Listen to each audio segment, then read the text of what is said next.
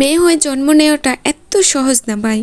এই যে নিজের ঘর, নিজের বাড়ি, নিজের উঠোন, নিজের বাবা মাকে এবং কি আদের ছোট ভাইটাকে সবাইকে ছেড়ে চিরদিনের জন্য চলে যাওয়া এত সহজ? নতুন মানুষ আর নতুন পরিবেশে আসসালামু আলাইকুম, আপনারা সবাই কেমন আছেন?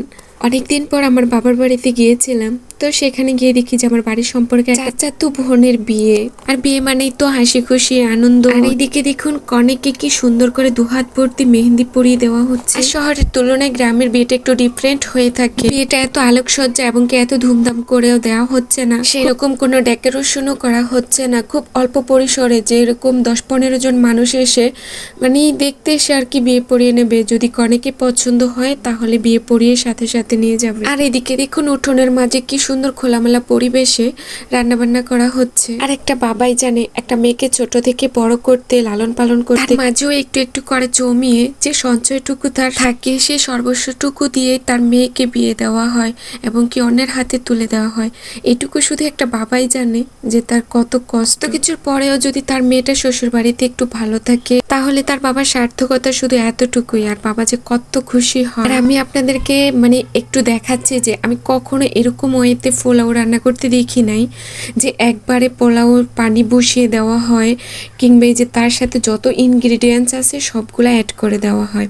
কারণ আমরা সবসময় দেখে আসতাম যে তেলটা গরম করে তেলের মধ্যে পেঁয়াজ কুচি এবং কি মশলা দিয়ে ভালোভাবে চালটা একটু কষিয়ে নিত, তারপরে পানি দেওয়া হতো। কিন্তু এখন ডিফারেন্ট, যে আগে পানিটা দেওয়া হচ্ছে, পানির মধ্যে সব রকম ইনগ্রিডিয়েন্টস দিয়ে তারপরে বলক চলে আসলে এই যে চালগুলো দিয়ে দেওয়া হচ্ছে।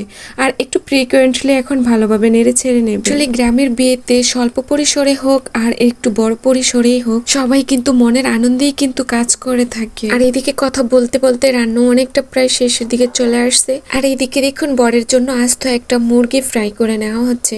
আসলে যার যা সামর্থ্য হিসেবে অনেকে তো আবার মানে খাসিও আস্ত খাসিও রান্না করা হয় বরের জন্য। আর এদিকে এই তো রোস্ট গুলা রান্না কমপ্লিট হয়ে গেলেই রান্না শেষ। আর এই তো অতিথিরাও আসতে শুরু করছে।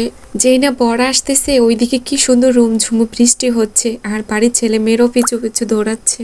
আর এদিকে অতিথি আপ্যায়নের যে ভিডিওগুলো ওইগুলো আমি নেই নাই, আর ভিডিও সম্পূর্ণ ক্লিপগুলো অবশ্য আমি নেই নাই, আমার একটা কাজিন ছিল ওই ভিডিওর ক্লিপগুলো নিচ্ছে। আর এই যে দেখুন শাশুড়ি তার জামাইকে গোল্ডের রিং গিফট করছে। আর এদিকে দেখুন কনে কি সুন্দর একটা লাল টুকটুকে শাড়ি পরে বউ সেজে আছে এবং কি বিয়ের পরে যে তাদের দুজনকে এখন একসাথে করা হচ্ছে এবং কি সবাই যার যার ফোনে একটু ছবি তুলে নিচ্ছে, মানে একটু ক্যামেরা বন্দি এবং কি মেমোরেবল করে রাখার জন্য। আর আমাদের গ্রামে একটা রীতিনীতি যে বরকে যাওয়ার আগে দুধ ভাত কিংবা মিষ্টি মুখ করানো হয়।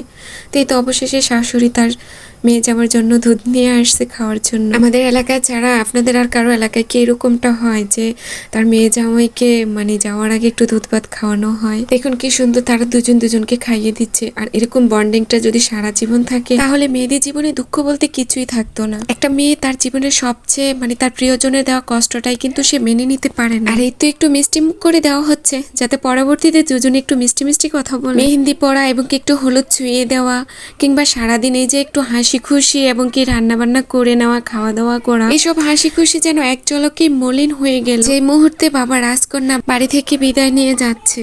আর এই মুহূর্তটা যে কত কঠিন শুধু একটা মেয়েই জানে। আর এই মুহূর্তটা দেখে আমারও খুব খারাপ লাগছে। আসলে মেয়েদের জীবনটা এমন কেন বলেন? যেখানে সে ছোট থেকে বড় হয়েছে ওই বাড়িটাই ছেড়ে দিতে হচ্ছে। আর একটা সময় হয় কি বাবা রাজকন্যাটাও বাবার বাড়ির অতিথি হয়ে যায়। নববধূর হাত ধরে গাড়ি দিকে এগিয়ে যেতে লাগলো। বিদায় বেলা তো একটু নীরবতা থাকবেই, বেশিক্ষণ থাকলো না। মেয়ের মায়ের চিৎকারের বিকট শব্দ হতে লাগলো। তিনি দৌড়ে গিয়ে মেয়েকে জড়িয়ে ধরলেন। চোখের পানিতে ভাসতে থাকলো নববধূর মুখ ও চোখের কাজল। বরযাত্রী চলে যাওয়ার পর আমি দীর্ঘশ্বাস দাঁড়িয়ে রইলাম। ওই আলোকসজ্জা, হই হুল্লোড়, মুখ ভর্তি হাসি খুশি। হঠাৎ এই সব কিছু কুৎসিত লাগলো।